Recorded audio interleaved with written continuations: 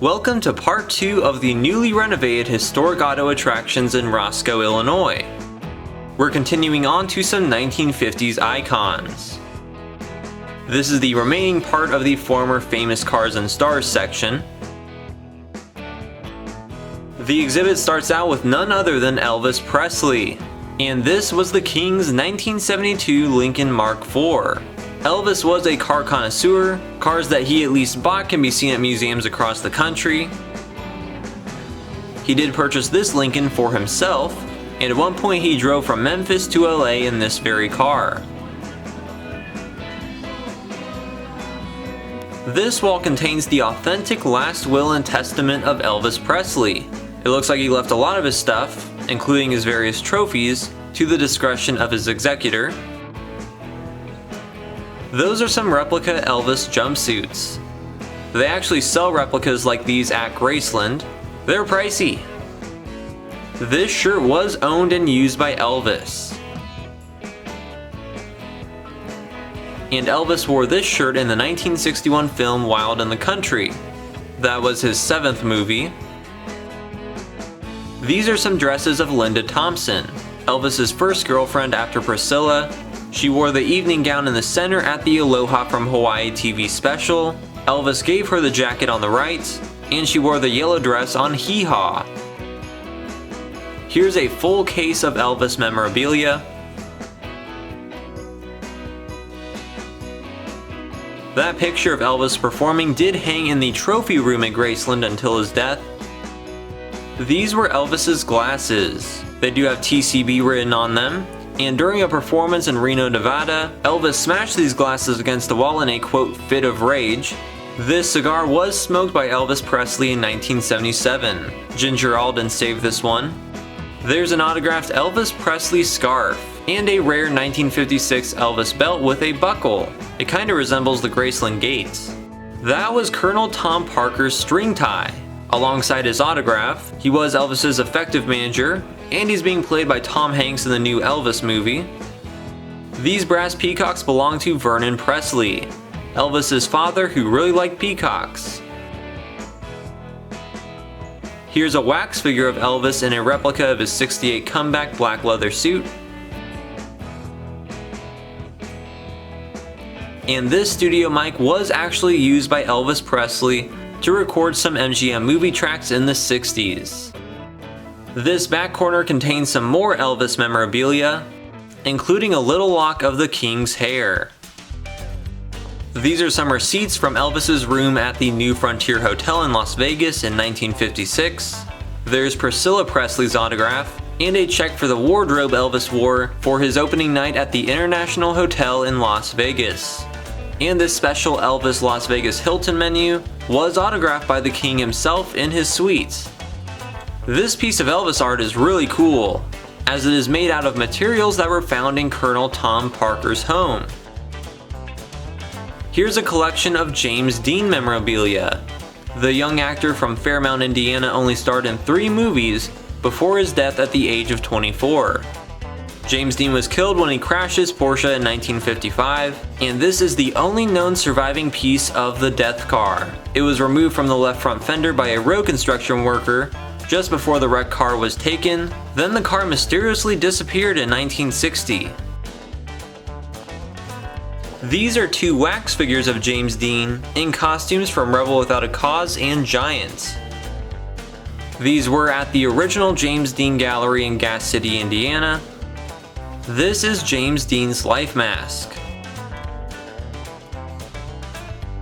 Look at the shirt he's wearing in those photos. Well, this is the real shirt worn by James Dean in those photos. Here's an impressive display on Buddy Holly, one of the great early rock and roll pioneers who died in a plane crash at the age of 22. This jacket was worn by Buddy Holly on stage. It's alongside his motorcycle license. The great Buddy Holly also wore this patterned shirt. And here's another one of his stage-worn shirts. These were Buddy Holly's sunglasses. Not his classic regular glasses, but that's still pretty cool. And these are handwritten, unpublished lyrics for a song called Painted Lady, written by the Big Bopper. This was found at the crash site where the music died. And here's an exhibit on the lovely Marilyn Monroe, featuring some really neat artifacts related to her, including 2 of her dresses. This dress was made for Marilyn in the production of Gentlemen Prefer Blondes, probably her most iconic movie, though I don't believe this one was screen used. Those were Marilyn's pearl-colored sunglasses. And there's her faux diamond cigarette case and lighter. A little snippet of Marilyn Monroe's hair is encased in there. This single seat belonged to Marilyn Monroe. It was at her last home in LA. This was one of Marilyn's nightgowns.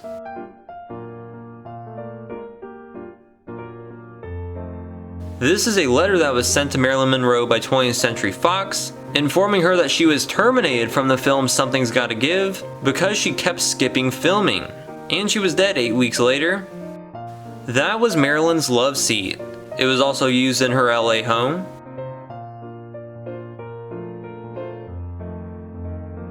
This is the turquoise bustier that was worn by Jane Russell alongside Marilyn Monroe in Gentlemen Prefer Blondes. This 1925 Model T Roadster pickup was used by Laurel and Hardy in their film Big Business. That's a model ship. And now moving on to the World Leaders exhibit, which shows off an impressive collection of cars used by 20th century global leaders. The presidential vehicles used to be part of this, but they've been moved into the expansion. There's also some new world leader cars as well. This is really fascinating. A 1928 Delage limousine custom built for the King of Siam. There's also some interesting wax figures.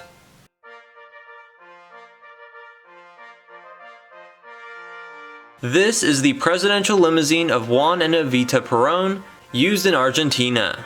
Eva Perón was wildly popular and powerful. She was essentially the spiritual leader of Argentina, but she died young in 1952. The Peronist government was overthrown in 1955, and most objects related to them were destroyed. So the car and these items are very rare. There's a signed picture of Eva Perón. This is a 1948 Daimler limousine that was used by the royal family of Great Britain. This limo was used during visits to South Africa. And here's a wax figure of Princess Diana. And this is a 1946 Daimler limousine that was used by King George VI, the father of Queen Elizabeth II. This one was largely kept in Scotland. This is the inside of the car where King George and other royals once sat. This is Mikhail Gorbachev's 1991 Mercedes SEL 540 armored limousine. The last leader of the Soviet Union used this car during the 1990s. It does have 2-inch thick bulletproof windows. This 1946 Packard Super Clipper limo was used by Colombian President Mariano Ospina Perez. He was in office between 1946 and 1950. This is Joseph Stalin's 1937 Packard limousine, which is clearly modified and heavily armored. There's a photograph of Stalin emerging from this limo in 1946. Notice that it has 3-inch thick bulletproof glass. Well, one of the worst people ever sat right there. This 1935 Packard limousine was used to transport Emperor Hirohito of Japan. He was the longest serving monarch in Japanese history, and was the leader during the militaristic period and World War II. This 1950 Soviet-made Zim Pullman limousine was used by Soviet Premier Nikita Khrushchev. He did give this car away to the Prime Minister of Norway. Behind Khrushchev's limo is a limo that was used by President John F. Kennedy. Thankfully, these two men were generally level-headed. This alcove contains some vehicles and artifacts of some horrible Nazi and fascist leaders. Historic Auto Attractions does have signage that states that these artifacts are here for historical purposes only. There's a wood-carved eagle from a Nazi administration building. And there's a wax figure of Adolf Hitler. This is a 1939 Mercedes G4, a custom-made 6-wheeled staff car. These massive vehicles were produced for parades of Nazi leaders, and this one was used by Adolf Hitler.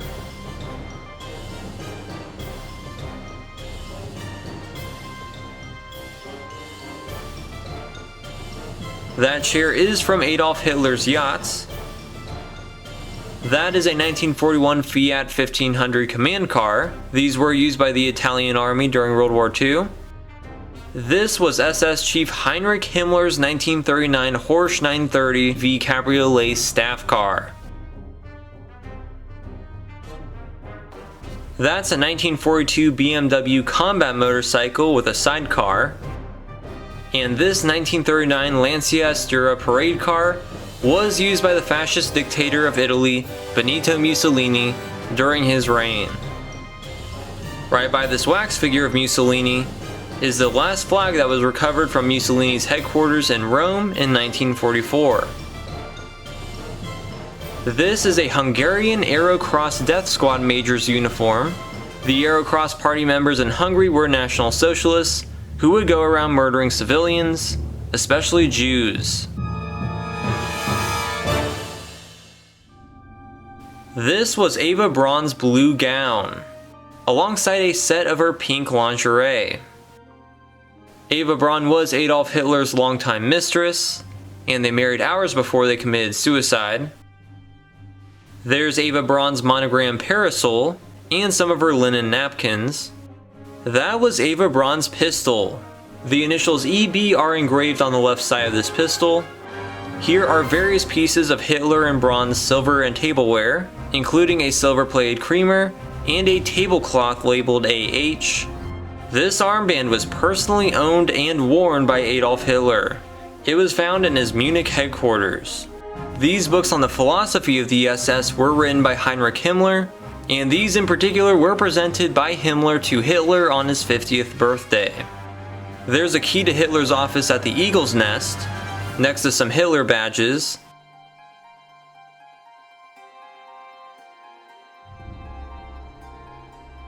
That's an authentic document with the closing arguments for a military tribunal against Hitler's physician during the Nuremberg trials, alongside more of Hitler's cutlery.